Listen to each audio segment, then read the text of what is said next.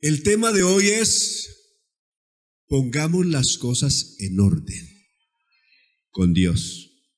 Pongamos las cosas en orden con Dios. Nos vamos a ir al libro de Esdras, en el Antiguo Testamento.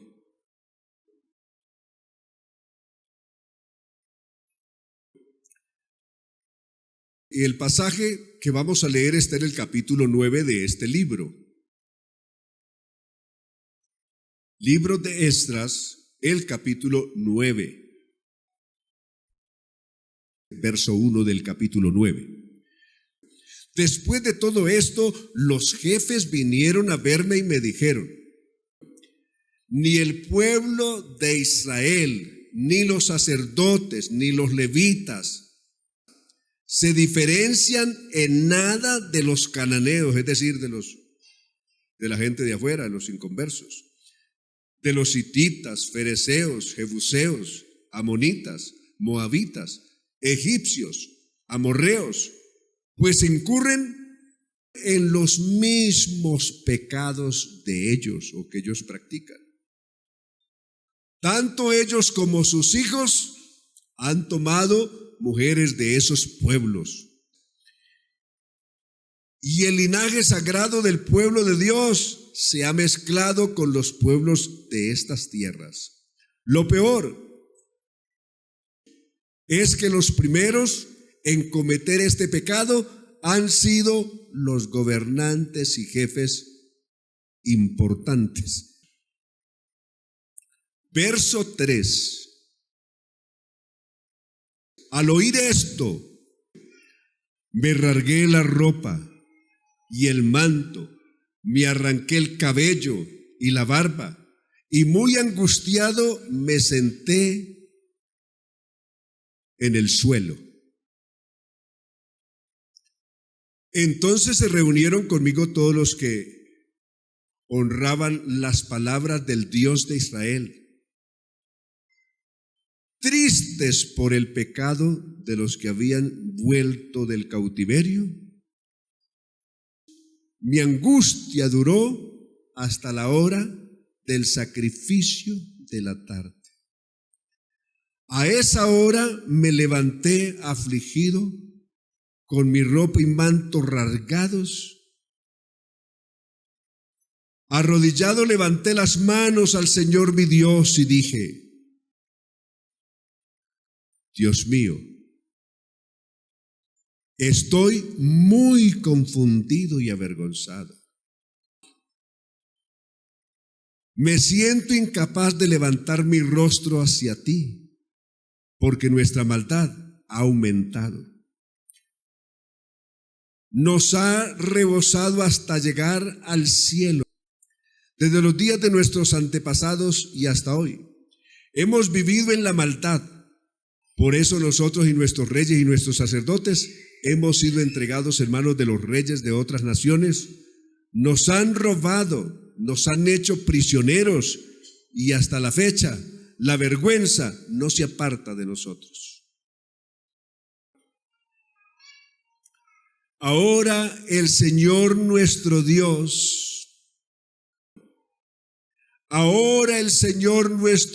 ha tenido misericordia de nosotros, aunque sea por un poco de tiempo, y nos ha dejado a salvo un remanente,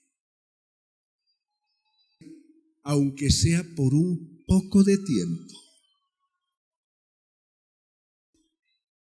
Pongamos las cosas en orden para con Dios. Hay varios ejemplos en la Biblia, en momentos trascendentales de la historia. Como saben, el pueblo de Israel en los tiempos, en muchos periodos, pero en el tiempo de Acab y de Jezabel, se habían realmente vuelto a la idolatría. El Dios verdadero lo habían echado a un lado, y en lugar de adorar al Dios verdadero, adoraban a Baal, a Astarot, a la diosa Acera y a cantidad de dioses más. ¿Lo recuerdan? Las épocas de Jezabel y de Acab. Es el tiempo cuando existe y es el periodo de la profecía del profeta Elías. Elías, Dios lo había llamado y le había encargado varias misiones. Una oportunidad que Dios le daba al pueblo. Esos castigos eran oportunidades que el pueblo reflexionara y se arrepintiera. Y en el capítulo 17 del primer libro de Reyes vino el primer castigo, es decir, es la primera campanada antes de que venga el juicio. ¿Qué vino? 3 años, 6 meses en las que no caería lluvia en la tierra y habría, por lo tanto, tremenda hambruna. ¿Recuerdan? Que se secaron hasta las fuentes de las aguas y el profeta que le tocó vivir las consecuencias, le tocó irse a un arroyo y el Señor le dijo que se fuera al arroyo del Querib. ¿Lo recuerdan?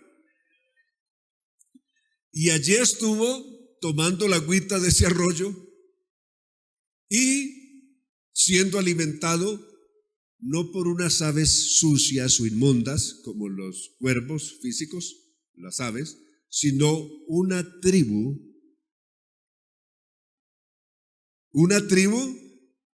que se llamaban los Oborim, que esa palabra la confunden con la palabra cuervo. Y por eso vino la idea que los que alimentaban a Elías eran las aves estas de rapiña o rapaces, que son ¿qué dije? Los cuervos, pero no, era realmente una tribu la que alimentaba a Elías. La única diferencia entre las dos palabras de que se define esta tribu y el ave es una letra, Aborín y Oborín. Entonces el copista, en vez de una A, puso una O y entonces quedó como si fuera el ave esta de carroña. Pero realmente no era Oborín, era Aborín, que es una tribu.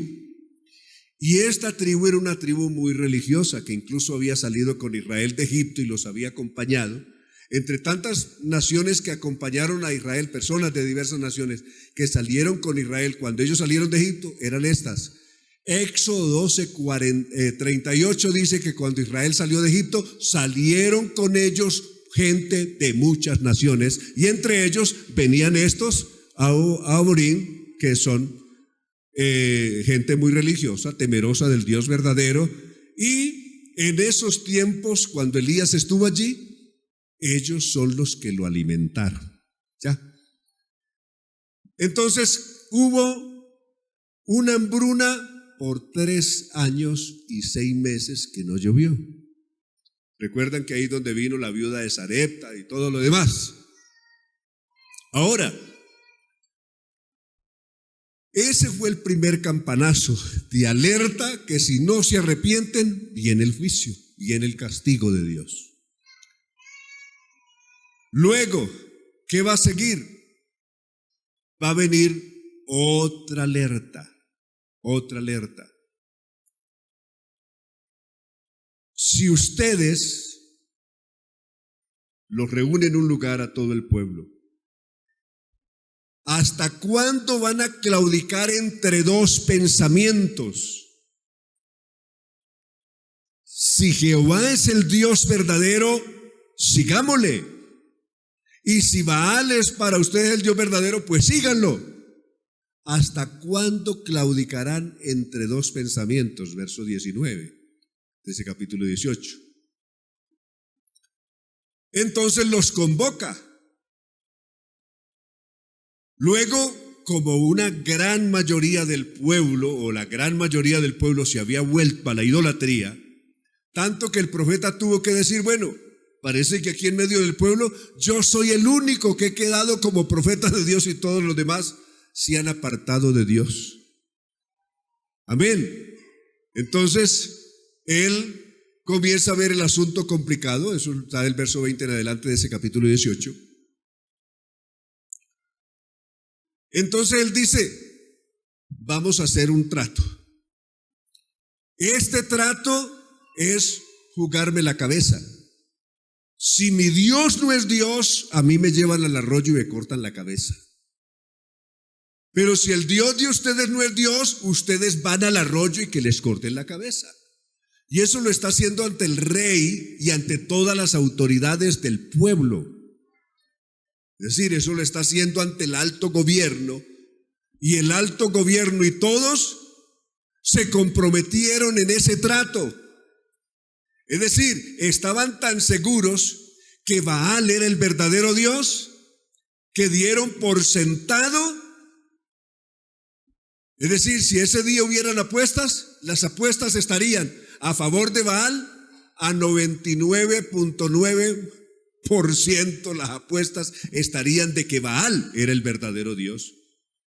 Y solamente el 001 a favor de que el Dios de Elías sería el verdadero Dios. Es decir, las apuestas eran abrumadoras a favor de que Baal era el verdadero Dios. ¿Sí o no? Algo así. Es decir, eso es como que la selección del Carmen de Viboral, de fútbol de Carmen de Viboral, juegue un partido definitivo de fútbol con el campeón del mundo, es decir, con Argentina y con todos sus titulares. ¿Ah? ¿Cuántos le apostarían al Carmen de Viboral? ¿Ah? Proporcionalmente, ¿cuántos apostarían por el Carmen de Viboral? ¿Ah? Tal vez ni los mismos del Carmen de Viboral arriesgarían un peso, ¿cierto? Era algo así, como si el Dios verdadero fuera la selección del Carmen de Viboral y Argentina fuera la selección de los Baales. ¿Lo ven la proporción?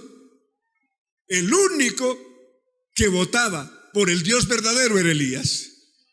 Todo el resto votó a favor de Baal como el verdadero Dios.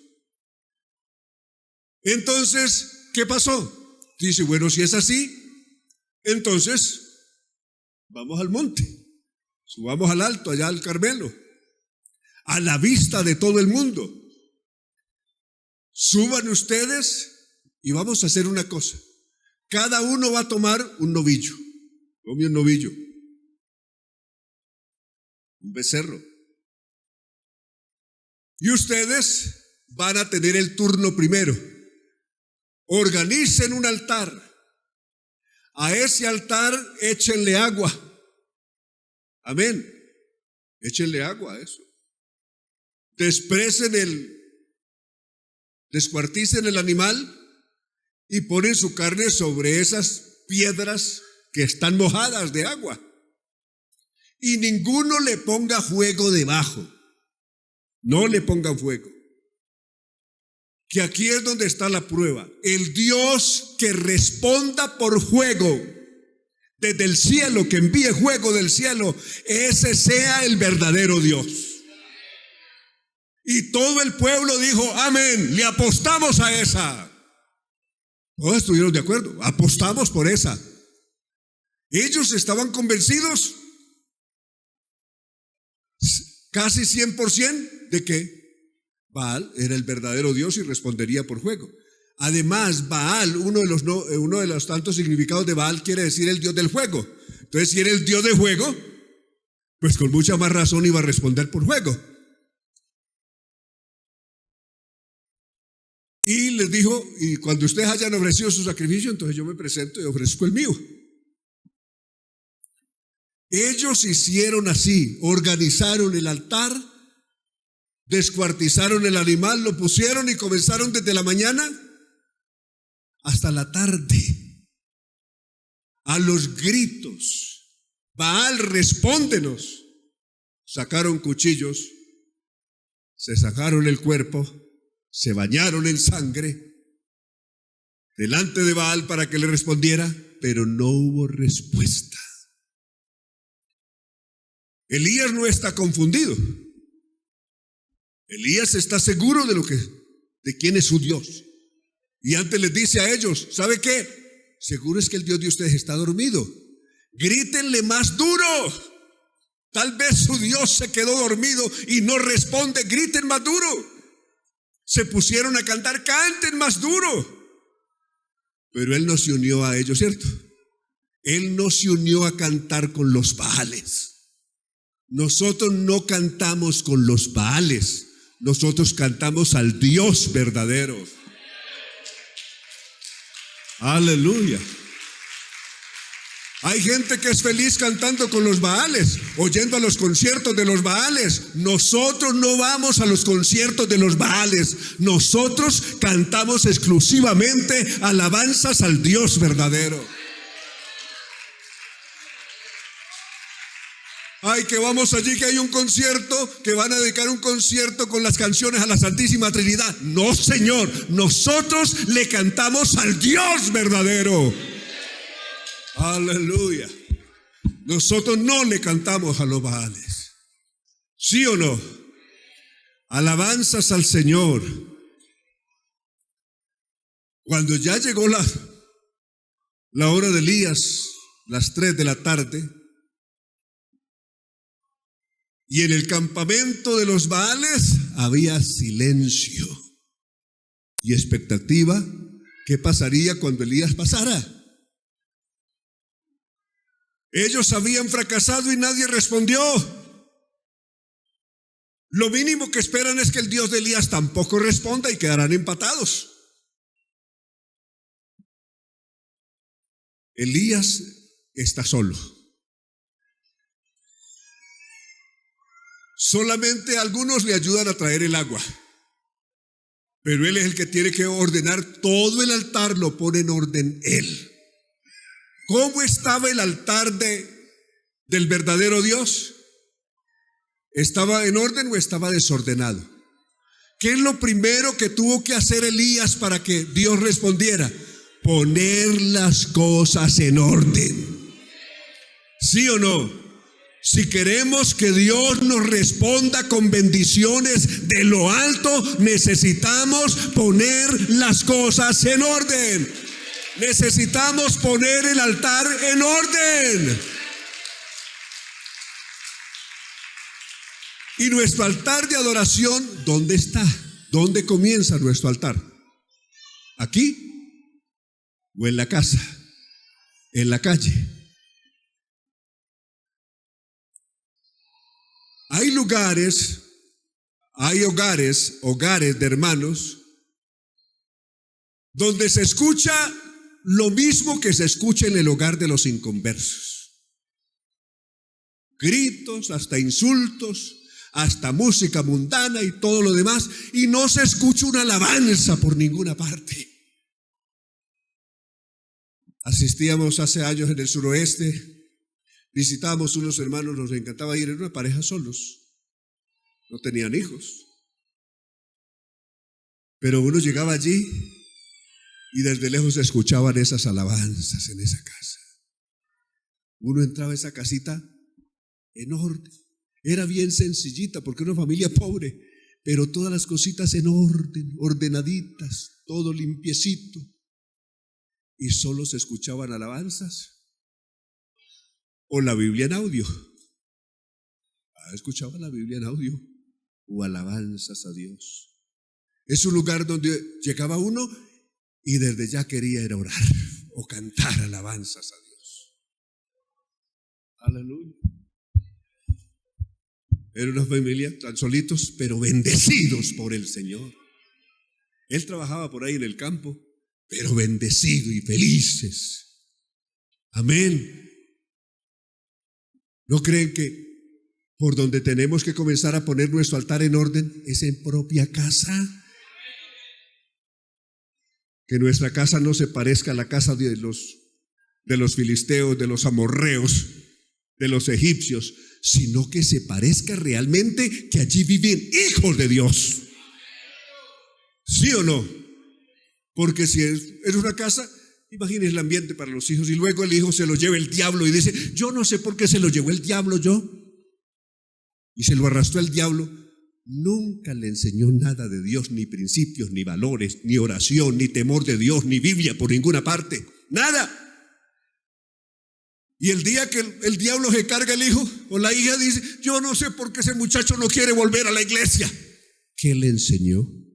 ¿Qué ambiente tenía? ¿Cuál altar tenía encendido en su casa? ¿El de Baal o el del Dios verdadero? ¿Qué altar tenía encendido? Seguro, con toda seguridad que tenía encendido, pero el altar de Baal, no el del verdadero Dios. El del verdadero Dios lo tenía derrumbado. Lo primero que hace Elías es ordenar el altar. Puso todo en orden, hasta las piedras las puso en orden. Hizo una zanja alrededor y dijo: traigan agua, para que no piensen que es una trampa que voy a hacer. Y llenen todo eso, como hizo una zanja honda, llenen todo eso de agua, que se tapen hasta las piedras. Y ahí puso su sacrificio: échenle agua, que también se tape de agua el novillo que acaba de poner allí, también de agua. Y luego, a la vista de todos, con la expectativa de todos, porque ya sabían lo que se habían apostado, el Dios que no respondiera por juego, sus seguidores tendrían que ir a poner la cabeza en el arroyo para que la cortara. Ahí estaban las autoridades como garantes y harían cumplir eso. No es Elías el que tiene que ir con nadie. Él no es un asesino, no le va a cortar la cabeza a nadie. Si habían hecho un trato. Y serán los encargados del gobierno los que tienen que hacer cumplir lo que se había pactado. Y eso es lo que pasó. ¿Qué va a ser la oración de Elías? Vamos a ver, ¿la leemos? ¿Cómo dice?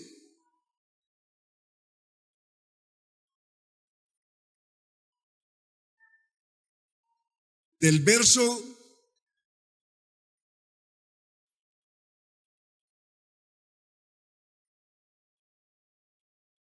31 en adelante dice lo que Elías hizo. Tomó 12 piedras, una por cada una de las tribus de Jacob, a quien el Señor le cambió el nombre y le dijo: tu nombre será Israel.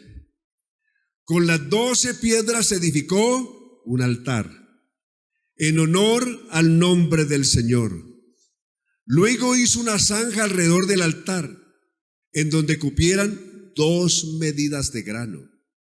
Preparó la leña, destazó el toro y lo puso sobre la leña.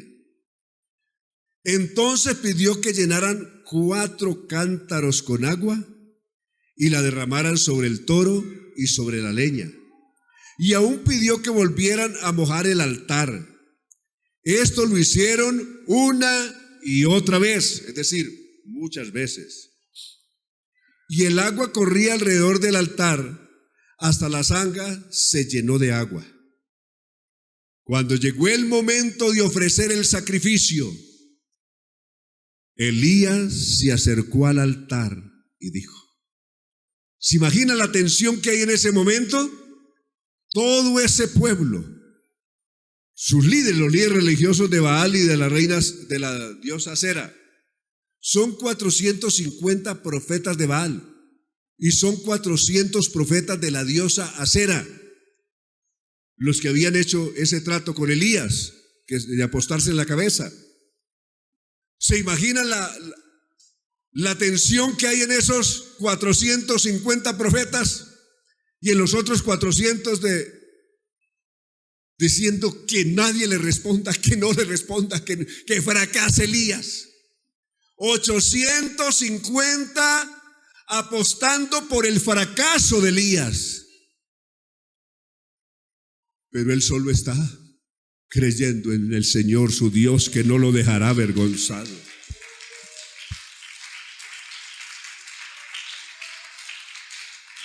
Y las autoridades del gobierno con cuchillos afilados en la mano: a ver, si este Elías fracasa, le cortamos la cabeza aquí mismo.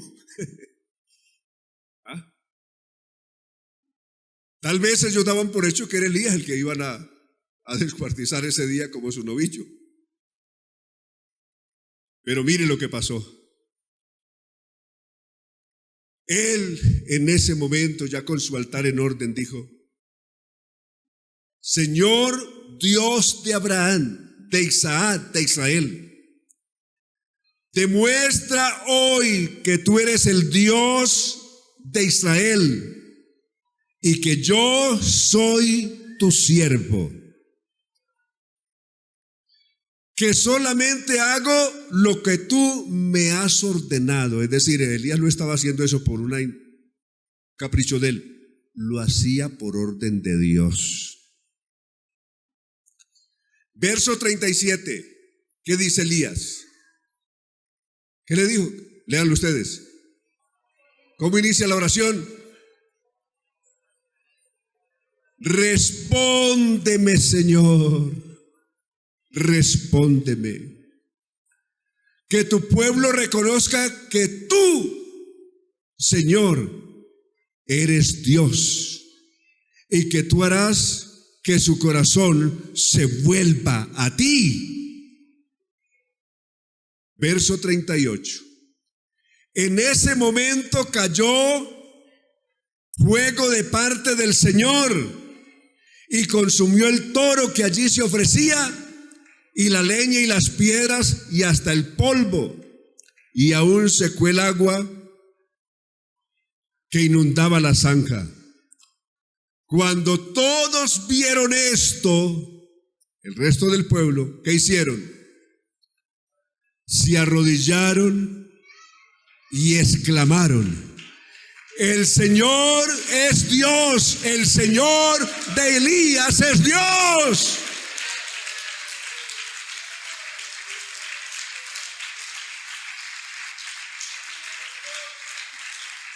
Y el diablo es cobarde. ¿Sabe qué hicieron los profetas de Baal y los de la diosa Acera? Iban a salir corriendo. Mientras tanto que los otros están arrodillados, ellos quieren escaparse de ahí. Pero Elías ordenó: capturen a los profetas de Baal, que no escape ninguno. Y el pueblo los capturó y los llevaron al arroyo de Cisón, y allí perdieron la cabeza. ¿Sí o no? Alabanzas a Dios.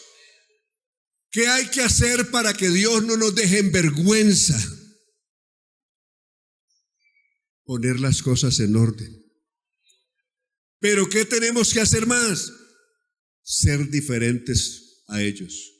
Si somos igual que ellos, Dios nos dejará en vergüenza con ellos y también nos cortarán la cabeza.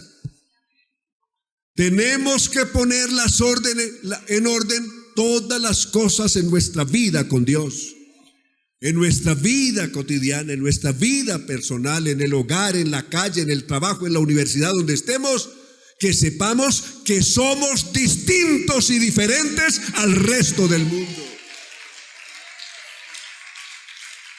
Pero eso no se va a mostrar diciendo yo soy distinto, no, se ve con los hechos. Son los actos, es la forma de vivir. Alabanzas a Dios, es lo que hacemos, lo que marca la diferencia. Ahora pasamos al otro episodio que ya citamos. El otro episodio fue el de Esdras, ¿recuerdan? ¿Qué le dijeron los líderes del pueblo a Esdras?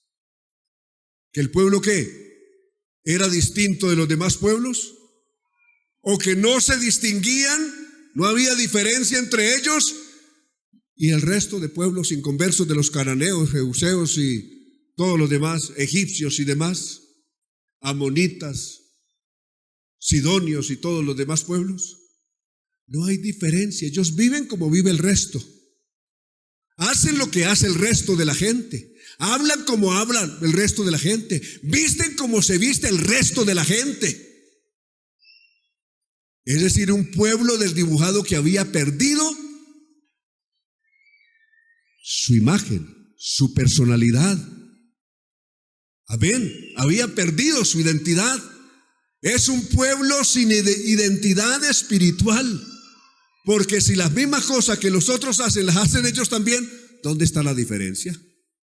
¿Ah? No hay ninguna diferencia. Y por lo tanto, la ira de Dios caerá sobre estos y sobre nosotros también. ¿De acuerdo? ¿Necesitamos ser diferentes o no? ¿O nos conformamos a vivir como vive la demás gente? A hablar como hablan los demás, a vivir como hablan los demás, a ser tramposos como los demás, a ser mentirosos como los demás, chismosos como el resto. No, que el Señor nos guarde, hay poder en el nombre de Jesús. Vamos a ver qué tuvo que hacer el pueblo en el caso de Esdras. Vamos al libro de Esdras otra vez. Pero esta vez nos ubicamos en el capítulo 10. Verso 1 en adelante. Mientras Esdras estaba en el templo de Dios, ¿cómo estaba él? ¿Cómo estaba él? ¿Recuerdan cuando lo visitaron en el caso anterior? Los líderes, ¿cómo estaba él? Él estaba orando. Él estaba orando. Un hombre que siempre está orando. Lo visitaron y le contaron lo que pasaba. A él estaban interrumpiendo la oración. Pero después de que le contaron, él siguió orando. Aún más. Pasó todo eso. Y días después, ¿cómo sigue Esdras? Está orando. Mientras Esdras estaba en el templo de Dios, de rodillas y orando y llorando y confesando sus pecados, una gran multitud de los israelitas se le unió. Es decir, ¿se le unieron a qué? A lo que él estaba haciendo. ¿Y qué es lo que él estaba haciendo? Orando y confesando su pecado.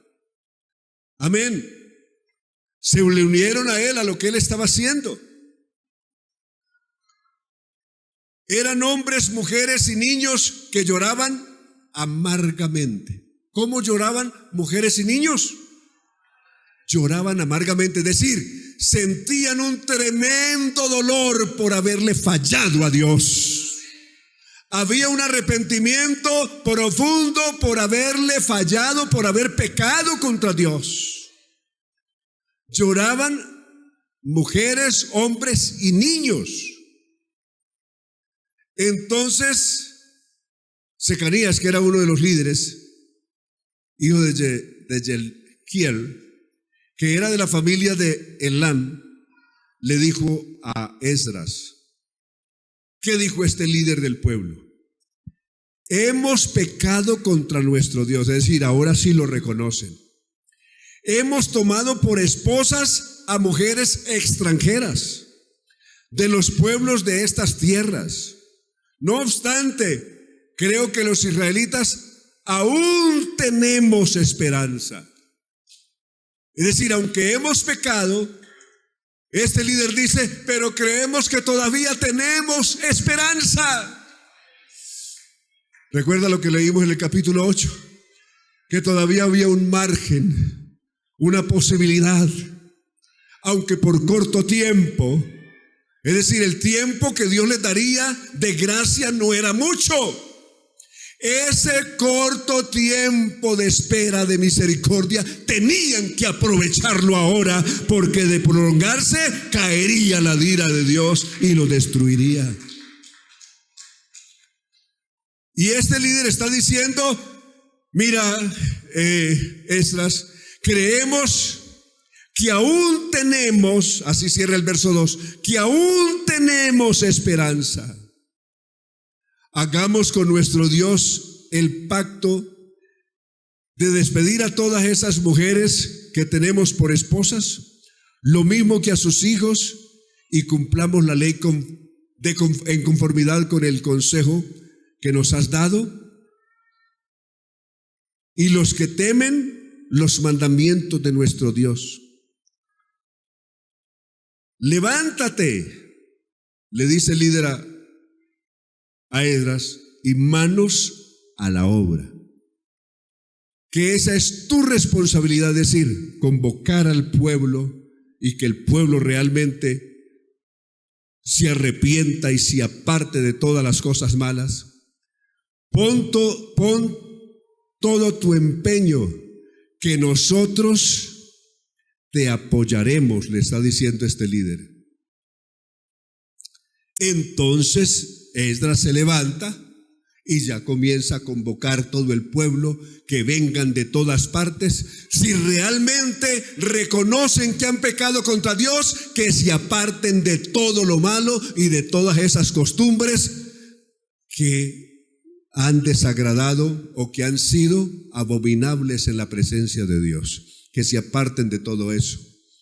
Amén. Es decir, en otras palabras, que pongan su vida en orden con Dios, que ordenen su vida en la presencia de Dios, para que Dios tenga misericordia y los perdone. Aleluya. Gracias a Dios que aún hay misericordia. Este día todavía hay un margen de misericordia de Dios. Aleluya. Ayer en el ayuno que estábamos aquí, les decía, citando otro hecho distinto,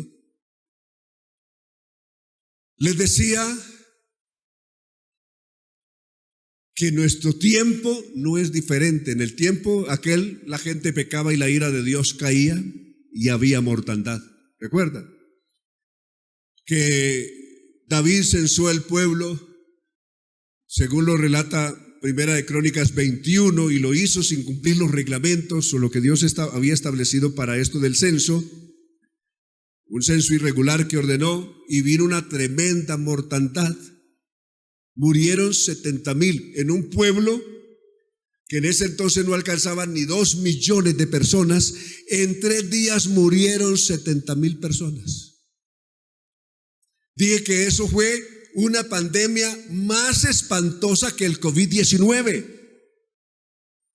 ¿Por qué fue más espantoso? El COVID-19 duró como 2 años, pero allí en solo 3 días, en una población de 2 millones de personas, murieron 70,000. En una población que hay hoy, cuando vino el COVID, de 8,000 millones de personas en el mundo, murieron 7 millones de personas con el COVID. Mire el 7. Murieron 7 millones en una población de 8,000 millones de personas. En una población de 2 millones murieron 70,000. ¿Dónde murieron más? Proporcionalmente. ¿Con el COVID o allá por la ira de Dios?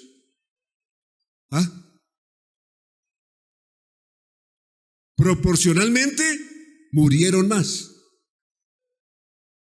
Allá fue en 3 días. Aquí en 3 años. Comenzó en el 19, por eso se llama 19. 20 y 21 y un poco el 22, es decir, 3 años. Allá en 3 días. 7 millones murieron por el COVID. 70,000 murieron aquel día. El 3 y el 7 están por ahí jugando. En 3 años, en 3 días. Mire qué coincidencia. ¿Por qué? Por haber pecado contra Dios. Sencillamente por haber pecado contra Dios, por no hacer las cosas como Dios pide. ¿Creemos que eso era solamente en el Antiguo Testamento o eso también se da en el Nuevo Testamento? ¿Cómo le fue a Ananías y a Zafira? ¿Pecaron contra Dios y ellos pecaron en el Antiguo Testamento o en el Nuevo? Hechos capítulo 5. ¿Se murieron también? ¿Los mató la ira de Dios o no? Hoy también, es decir, la ira de Dios sigue presente. La misericordia de Dios es enorme, tan grande que alcanza hasta los cielos, dijo el salmista. Pero la ira de Dios tampoco se duerme. Alabanzas a Dios. Pablo dice, hoy tenemos Muchos enfermos por no tener en cuenta, no discernir la obra del Señor, el evangelio de Cristo, el significado de la obra de Cristo en el Calvario. Tenemos muchos enfermos y aún tenemos muertos. ¿No es lo que está diciendo 1 Corintios capítulo 11, verso 27 en adelante? Claro, tenemos muertos. Hay gente muerta espiritualmente. ¿Usted cree que aquí no hay gente en este pueblo que se murió espiritualmente? ¿Usted conoce a alguno que se murió espiritualmente? Seguro que a usted, si comienza a recordarse, le viene el nombre de más de un muerto que aquí se murió. Y otros que están enfermos, que no están muertos, pero están enfermos que casi se mueren. ¿Por qué? ¿Porque hemos hecho las cosas bien o porque las hemos hecho mal? ¿Cuántos reconocemos que si eso ha pasado es porque no hemos hecho las cosas bien con Dios? Pero ¿tendremos entonces la obligación de poner las cosas en orden o no? ¿O las dejamos así? ¿Cuántos creen que necesitamos poner las cosas en orden para que no siga la mortandad en medio del pueblo? Que usted y yo no seamos los próximos muertos, ni los enfermos, sino que seamos ese pueblo lleno del Espíritu Santo que sabe para dónde va y qué clase de Dios es que tenemos. Aleluya. Alabanzas a Dios. Pongamos las cosas en orden con Dios. ¿Cuándo hay que ponerlas? Ahora. ¿Cuándo las ponemos? Según el verso 8, el margen de tiempo era corto. Lo que dijo el líder que habla con estas es que aún tenemos esperanza. Es decir, aún quiere decir que hay un margen de posibilidad. ¿Será que podemos parar la mortandad de la iglesia en este pueblo? ¿Ah? ¿O dejamos que sigan los muertos? ¿Qué dicen? Que sigan cayendo los muertos espiritualmente por aquí y por allá, que se les murió la fe, que se les murió esto. Necesitamos ponernos en orden. ¿Cuántos de verdad queremos ser servidores del Señor? Ponernos entre los vivos y los muertos para que la mortandad pare. Alabanzas a Dios. Pero esto demanda de nosotros una alta responsabilidad y un compromiso muy grande. ¿Lo asumimos o no lo asumimos? Por ejemplo, restaurar el altar de la oración allá en el hogar. ¿Cuántos tienen un altar encendido en su hogar? ¿O cuántos tienen un altar apagado? ¿Hay una diferencia entre su hogar y el hogar de la gente que no teme a Dios? ¿O es igual? ¿Ah? ¿Está la llama del evangelio, de la alabanza, de la oración encendida en su hogar o está apagada? ¿Cómo está? ¿Necesitamos poner el altar en orden o no? ¿Cuánto necesitamos hacer lo que hizo Elías? Poner el altar de Dios en orden. Aleluya. ¿Necesitamos eso o no? La vida en orden, donde quiera estemos, poner nuestra vida en orden con Dios. Poner las cosas en orden. Aleluya. Alabanzas a Dios. Si así lo hacemos, la gloria de Dios nos acompañará hasta que terminemos la carrera aquí o hasta que suene la trompeta. Si no lo hacemos, seremos los próximos muertos afuera. Ve, y este que está aquí en esta cantina, ¿qué le pasó? Y este que está aquí jugando maquinitas, ¿qué le pasó? No, es un muerto que se murió espiritualmente. Y este que está en fornicación, en adulterio, buscando personas por allá que no, y amistades que no, es un muerto más. En el mejor de los casos es un enfermo que se está muriendo apenas. Pero hay poder en el nombre de Jesús. Paremos la ira de Dios sobre este lugar. Que Dios detenga su ira sobre este lugar. ¿Usted le duele los que se han muerto? No le duele. ¿Usted le duele los que están enfermos espiritualmente? Cuando una persona está enferma, los primeros síntomas es que deja de comer, deja de alimentarse. Cuando una persona ya no siente necesidad de venir a los cultos, está muy grave, perdió el apetito espiritual y está enfermo. ¿Sí o no? Y si dejó de orar, es otro síntoma que ahí sí, de alerta. Están las puertas de la muerte. Aleluya. Y si ya está buscando por allá cosas afuera, está en las últimas ya. Hay poder en el nombre de Jesús. ¿Cuántos aquí reconocemos que necesitamos mejorar muchas cosas con Dios? A ver, levante la mano arriba todo aquel que reconoce que necesitamos poner en orden muchas cosas con Dios en nuestra vida. ¿Estamos ahí o no, iglesia? Aleluya. Hermanos, yo no estoy aquí para predicar un sermón florido, bonito, que le diga, que ustedes digan qué sermón tan bonito, qué palabras tan bonitas las que no digo. Yo estoy aquí en la presencia de Dios, no para decirle lo que yo quiero, sino lo que Dios quiere. Y no estoy aquí para que ustedes se vayan a la casa con un sermón bonito, sino para que ustedes se vayan a su casa con un propósito con Dios, con un compromiso con Dios. Pudiéramos bautizar todo este pueblo, llenar el coliseo, los estadios que hay aquí, los colegios, lo que fuera, pero si todos nos vamos para el infierno, ¿para qué nos sirve eso? ¿Ah? ¿Cuánto ganaríamos con eso? Gritaríamos y sacaríamos por los medios, se bautizó todo el Carmen de Viboral, pero el infierno se llenará de bautizados un día. ¿Y eso cuánto ganamos con eso?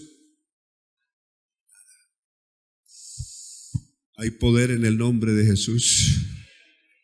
Así seamos pocos, pero que seamos salvos de verdad, que amemos a Dios de verdad. El último, para que cerremos, fue en Hechos 2. En Hechos capítulo 1, los apóstoles despidieron al Señor que se fue al cielo. Versos 10 y 11, el Señor estando en medio de ellos, se levantó y comenzó a ascender hasta que una nube lo ocultó de sus ojos, ¿cierto? 1:10. Cuando ya el Señor se fue, ellos regresaron del Monte de los Olivos, que está como a 1 kilómetro de la ciudad, regresaron a Jerusalén. Y regresaron a una casa donde ya vivían otros apóstoles, conocida como el aposento alto. Y se quedaron allí. Era una familia bien grande, como 120. El Señor les había dicho que les enviaría el Espíritu Santo. Amén. Pero Pedro se levanta y dice, para que esto pase necesitamos poner las cosas en orden. Nos vamos al verso 13 en adelante de ese capítulo 1. Y entrados subieron al aposento donde moraban Pedro, Jacobo, Juan, Andrés, Felipe, Tomás, Bartolomé, Mateo, Jacobo, hijo de Alfeo, Simón el celote, Judas, hermano de Jacobo. Todos estos perseveraban. ¿Cómo perseveraban? Y no era el templo, era la casa. Quiere decir que también hay que orar en la casa. Ellos estaban en una casa. Perseveraban unánimes en oración y ruego, con las mujeres y con María la madre de Jesús y con sus hermanos. En aquellos días Pedro se levantó en medio de los hermanos y los reunidos eran como 120 en número y dijo, tienen un asunto por resolver. Mire, para que Dios responda y Dios bendiga, hay que poner las cosas en orden. Hay que poner la casa en orden. Hay que poner la vida en orden. Hay que poner todos los asuntos en orden con Dios. Es que tenemos un problemita que hay que resolverlo. Algunos tal vez de los 120 estarían, ay hombre, pobre Judas. No se me sale de la mente ese Judas. algunos recordándolo por mal y otros tal vez doliéndose por él, diciendo, hombre, qué pesar de Judas. ¿Cómo terminó? ¿Usted cree que con esa confusión en la cabeza estarían preparados para que el Espíritu Santo viniera sobre ellos? Unos tal vez amargados con lo que hizo Judas y otros tal vez con pesar por lo que hizo Judas. Dice Pedro, esto hay que resolverlo ahora. No podemos esperar que llegue Pentecostés teniendo un problema en la cabeza sin resolver. Pongamos las cosas en orden. Aleluya. Resolvamos eso. Ya Judas se fue por el camino que él mismo escogió. Pongamos aquí dos, y el que Dios escoja, ese sea. Pongamos aquí a José, que se llama Barrabás, y pongamos aquí a Matías, que reúne los requisitos de haber estado con el Señor antes y después de que Él resucitó. Y el que Dios escoja, que ese sea el que ocupe el lugar de Judas. Ordenemos eso. Y a partir de ahí, a eso de Judas, echémoslo al olvido. Amén. Borrón y cuenta nueva. No vamos a seguir ni martirizándonos por lo malo que hizo Judas, ni por lo que le pasó a Judas. Resolvamos este asunto ahora. Lo resolvieron. Y cuando ya todos lo resolvieron y están sentados tranquilos, habían puesto las cosas en orden, vino el Espíritu Santo según el capítulo siguiente, capítulo 2, verso 1. Ponemos las cosas en orden y Dios responde desde el cielo. ¿Será que si aquí en el Carmen de Vioral ponemos las cosas en orden, Dios responderá igual o no? ¿Es el mismo Dios? A ver, ¿tenemos el mismo Dios de Elías todavía o no? ¿O tenemos a Baal? ¿Cierto que no tenemos a Baal? Tenemos al Dios de Elías. Tenemos al Dios de Esdras. Tenemos al Dios de los apóstoles. El mismo es el que está aquí con nosotros. ¿Sí o no? ¿Es el mismo? Esdras no está. Ni Elías está. Ni los apóstoles. Pero el Dios de ellos sí está aquí. Es el mismo. Yo estoy con ustedes todos los días hasta el fin del mundo. No se preocupe si se muere Pedro, que yo estoy. No se preocupe si se muere Juan, que yo sigo. No se preocupe si se muere este, si se muere el otro, que yo estoy. Yo estoy con vosotros todos los días hasta el fin del mundo. Alabanzas a Dios. Si Él ha cumplido, ¿está aquí o no? ¿Cuántos sabemos que Él está aquí? ¿Cuántos lo adoramos a Él de verdad? ¿Cuánto le damos las gracias por en su misericordia permitirnos la vida hasta aquí? Pongamos las cosas en orden. ¿Cuánto me acompañan en ese propósito de poner las cosas en orden para con Dios? ¿Dónde la vamos a poner en orden? En la casa, en la vida, en el comportamiento, en las acciones. Que la gente no nos diga, ve, ese es que es cristiano, pero obra como un impío. No, cierto que eso suena demasiado feo. Ve, ese es que es cristiano, pero no se diferencia nada. Vive como cualquier inconverso, habla como cualquier inconverso, es tramposo como cualquiera otro. Hay poder en el nombre de Jesús. Que eso ni siquiera se nombre entre los santos. Que seamos pueblo santo de verdad. ¿Cuánto nos comprometemos a eso? ¿Ah? Los que nos comprometemos a eso estén de pie. Los otros quédense sentados.